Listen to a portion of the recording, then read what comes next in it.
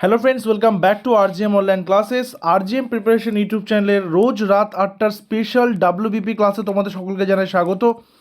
যেখানে আমরা 2012 থেকে শুরু করে ডাব্লিউবিপিতে আসা West Bengal police constable, lady constable, sub inspector, Kolkata police, jail police, তার পাশাপাশি ওয়্যারলেস অপারেটর, প্রত্যেকটা পরীক্ষাতে যে প্রশ্নগুলো এসছে 2012 থেকে শুরু করে গত বছর পর্যন্ত, সেই প্রত্যেকটা পরীক্ষার প্রশ্নপত্র নিয়ে কিন্তু আমরা ডিসকাস করছি, প্রিভিয়াস ইয়ার্স কোয়েশ্চেন্স আমরা আলোচনা করছি।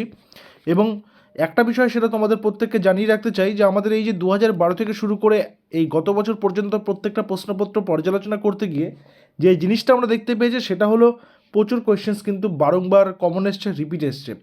তো সেই কারণে এই প্রিভিয়াস ইয়ার্স কোয়েশ্চেন্স খুব ইম্পর্ট্যান্ট। তো আজকে আমরা আলোচনা করব ওই 2019 সালে হয়ে যাওয়া জেল পুলিশ পরীক্ষার প্রশ্নপত্র নিয়ে। সেখানকারই প্রথম সেটটা আজকে আমরা রেখেছি।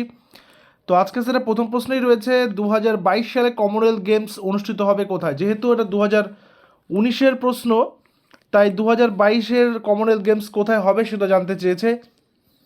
বেসিক্যালি কমনওয়েলথ গেমস কিন্তু ইংল্যান্ডই অর্গানাইজ করে থাকে।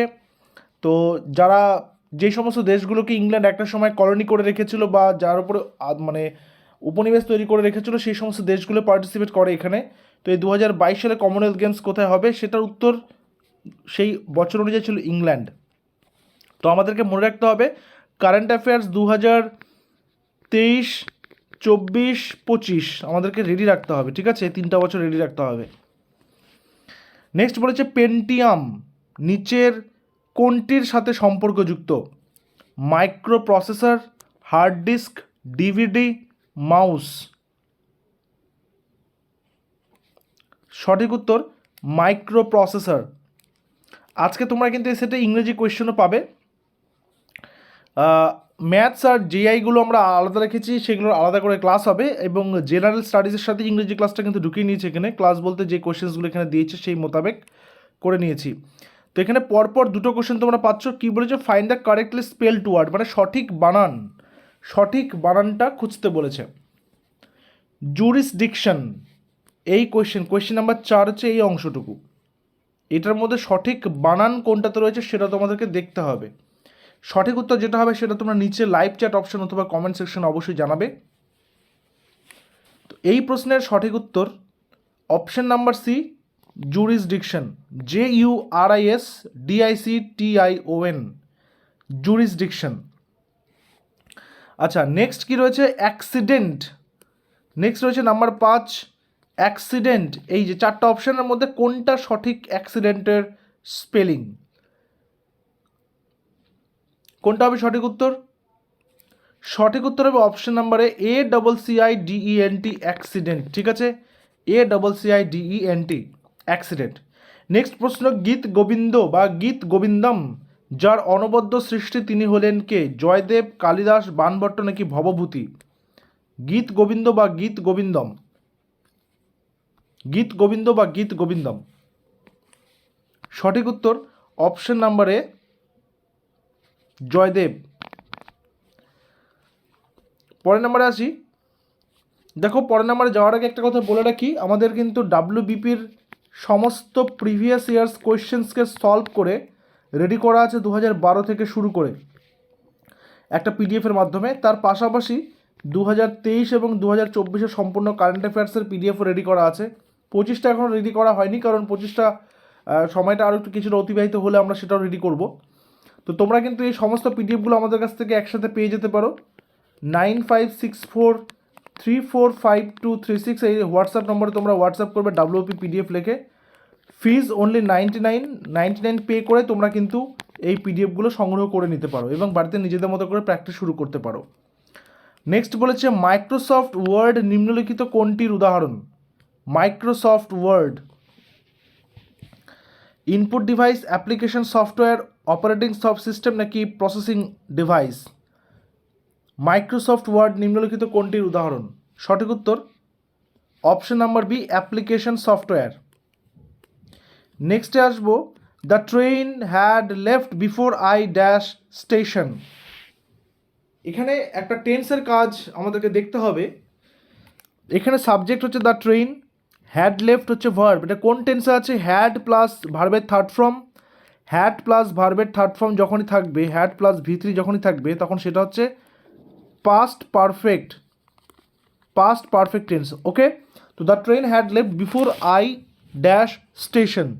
পাস্ট পারফেক্ট টেন্সে মনে রাখতে হবে যখন দুটো ঘটনা পরপর ঘটে অতীতকালে, তখন যেই ঘটনাটা তুলনামূলক আগে ঘটেছে সেটাকে আমরা এই নিয়মে লিখব হ্যাড প্লাস V3, যেটা তুলনামূলক পরে ঘটেছে সেটা আমরা V2 মানে ভার্বের সেকেন্ড ফর্মে লিখব।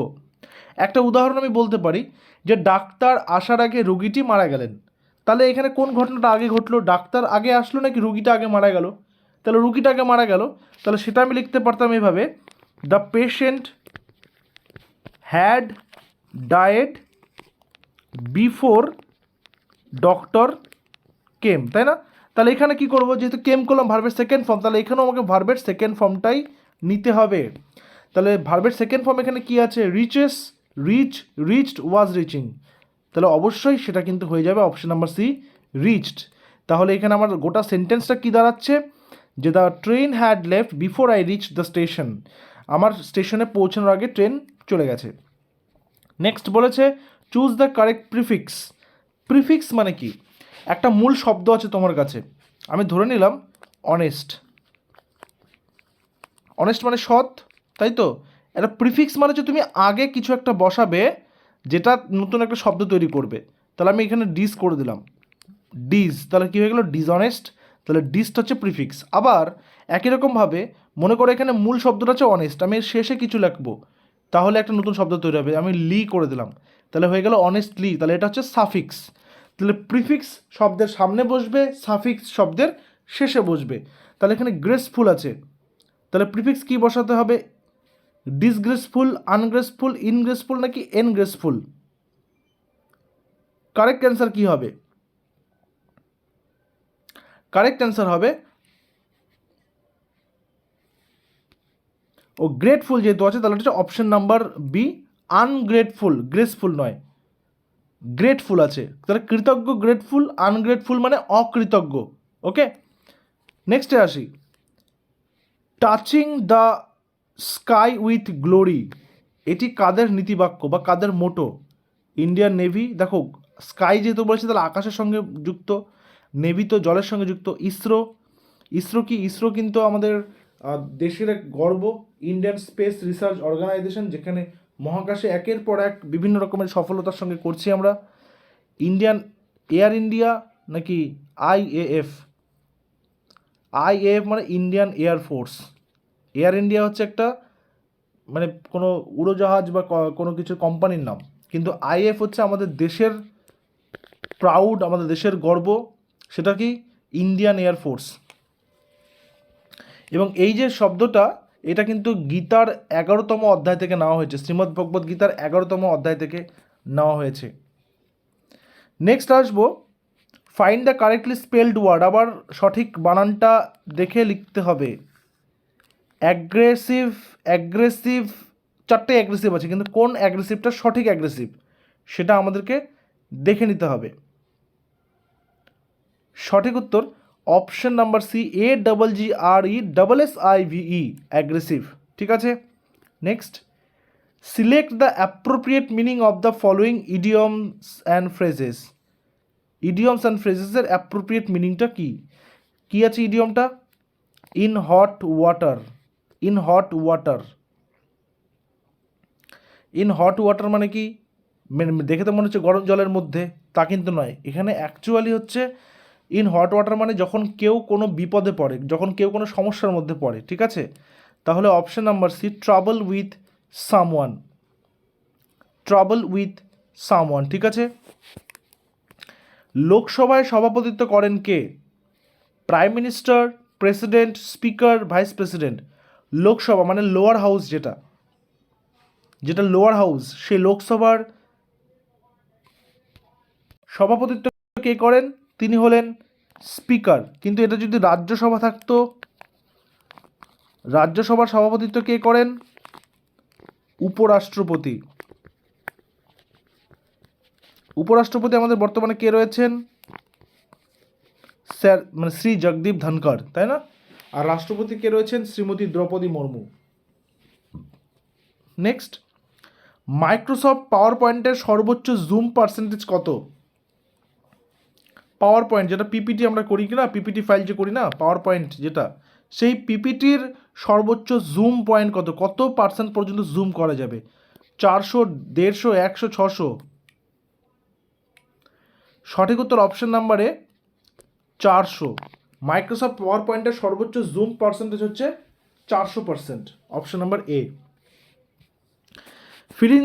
ফিল আপ দ্য ব্ল্যাঙ্ক কি বলেছে? When the principal entered the class a student dash on the blackboard.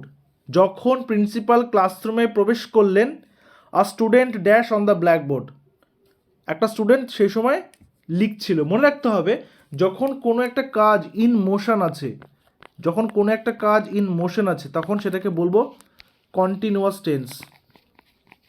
ঠিক আছে, কন্টিনিউয়াস টেন্স। এবার কন্টিনিউয়াসটা কি প্রেজেন্টে আছে, পাস্টে আছে, না ফিউচারে আছে? মানে এখন হচ্ছে না, তখন হচ্ছিল নাকি আগামীতে হতে থাকবে, সেটা বুঝতে হবে। সেটা আমি কী দিয়ে বুঝবো? সেটা আমি বুঝবো যে আমার সেন্টেন্সের মধ্যে যে ফাইনাইট ভার্বগুলো আছে সেটা কোন টেন্সে আছে। তাহলে এখানে হোয়েন দ্য প্রিন্সিপাল এন্টার্ড বললো, এন্টার্ড মানে প্রবেশ করেছিল, ভার্বের সেকেন্ড ফর্ম মানে পাস্ট ফর্ম। তাহলে আমার এখানেও পাস্ট কন্টিনিউয়াসটা বসবে। পাস্ট কন্টিনিউয়াস মানে ওয়াজ প্লাস ভার্বের সাথে আইএনজি। কোথায় আছে? অপশন নাম্বার বিতে। তাহলে আমি এটা ক্লিয়ার করি। তাহলে এবার অ্যান্সারটা কী হবে? When the principal entered the class a student was writing. Option number B হচ্ছে এখানে কারেক্ট অ্যান্সার। যখন প্রিন্সিপাল স্যার ক্লাসে ঢুকলেন, তখন একটা বাচ্চা বোর্ডের মধ্যে কিছু একটা লিখছিল।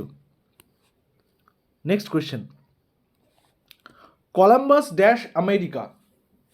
আমরা প্রত্যেকে জানি আমেরিকাকে আবিষ্কার করেছেন ক্রিস্টোফার কলাম্বাস, তাই না? তো হ্যাড ডিসকভার্ড, ডিসকভার্স, হ্যাজ ডিসকভার্ড। দেখো, আমরা বেসিক্যালি হ্যাড ডিসকভার্ড কখন ইউজ করব, বা কখন আমরা হ্যাড ইউজ করব? Past perfect. পাস্ট পারফেক্ট কখন আমরা ইউজ করবো? পাস্ট পারফেক্ট আমি কিছুক্ষণ আগে একটা এক্সাম্পল ওখানে করলাম, যেখানে বললাম যে ডাক্তার আসার আগে রুগীটা মারা গেল। অর্থাৎ অতীতকালে যদি পরপর দুটো ঘটনা ঘটে থাকে, তাহলে তুলনামূলক যেটা বেশি অতীতকালে ঘটেছে, মানে তুলনামূলক যেটা আগে ঘটেছে, সেটা বোঝানোর জন্যই আমি পাস্ট পারফেক্টটা ইউজ করব। কিন্তু যদি আমার অতীতকালের যে কোনো একটা ঘটনাকে ইন্ডিকেট করা বোঝায়, তাহলে সেখানে তো আমার পাস্ট পারফেক্ট ইউজ করার ব্যাপার নেই। আমি ভাত খেয়েছিলাম, বা আমি এটা বলতে পারি আমি টিভি দেখে ভাত খেয়েছিলাম। তাহলে আমি একটা টিভি দেখেছি, তারপর ভাত খেয়েছি। তাহলে দুটো ঘটনার মধ্যে আমি পরস্পর সম্পর্ক করতে পারছি, তুলনা করতে পারছি। কিন্তু যদি আমি বলতাম আমি ভাত খেয়েছিলাম, তাহলে সেখানে আমার পাস্ট পারফেক্টের প্রয়োজন কিন্তু নেই। সেখানে আমি সিম্পল পাস্টে করবো, ভার্বের সেকেন্ড ফর্মটাই করবো। তাহলে এখানে আমার সঠিক উত্তর discovered. Columbus discovered America. Discovers কেন এখানে হবে না? কারণ ডিসকভার্স হচ্ছে সিম্পল প্রেজেন্ট টেন্স, আর হ্যাজ ডিসকভার্ড মানে হচ্ছে প্রেজেন্ট পারফেক্ট, মানে করেছেন বা করলেন এইমাত্র, এরকম কিছু বোঝায়।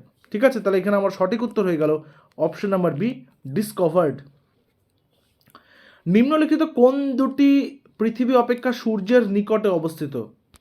মানে কোন দুটা গ্রহ পৃথিবী অপেক্ষা সূর্যের কাছে, মানে পৃথিবী যতটা কাছে তার থেকেও বেশি কাছে অবস্থিত সূর্য থেকে?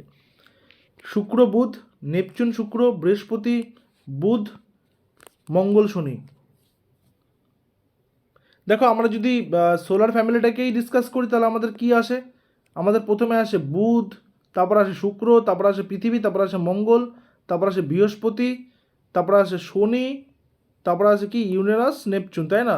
তাহলে আমাদের এখানে কোন দুটো সবার কাছে আছে? বুধ আর শুক্র। তাহলে আমার সঠিক উত্তর কি? অপশন নাম্বার এ, শুক্র ও বুধ। তাহলে পৃথিবী বাদে বা পৃথিবী থেকেও এই দুটো গ্রহ কিন্তু সূর্যের খুবই কাছাকাছি। COBOL, কোবল, এর নির্মাতাকে? গ্রেম স্মিথ লরেন্স, ভিন মার্চেন্ট, গ্রেস মারি হুপার, ডগলাস মার্টিন। সঠিক উত্তর অপশন নাম্বার সি, গ্রেস মারি হুপার হচ্ছে এখানে সঠিক উত্তর। আজকে তোমাদের হোম টাস্কটা তোমরা নিয়ে নাও। আজকে তোমাদের হোম টাস্ক হচ্ছে ভারতের পূর্বতম বিন্দু কোনটি? ভারতের পূর্বতম বিন্দু কোনটি? এটা তোমার নিচে কমেন্ট সেকশনে জানাবে। এটার সঠিক উত্তর যারা দেবে তাদেরকে হার্ট দিয়ে দেবো, তাহলে বাকিদেরও বুঝতে সুবিধা হবে। দেখা হচ্ছে আবার আগামীকাল ঠিক একই সময়ে। Till then, Stay connected with RGM Preparation YouTube channel. Thank you very much.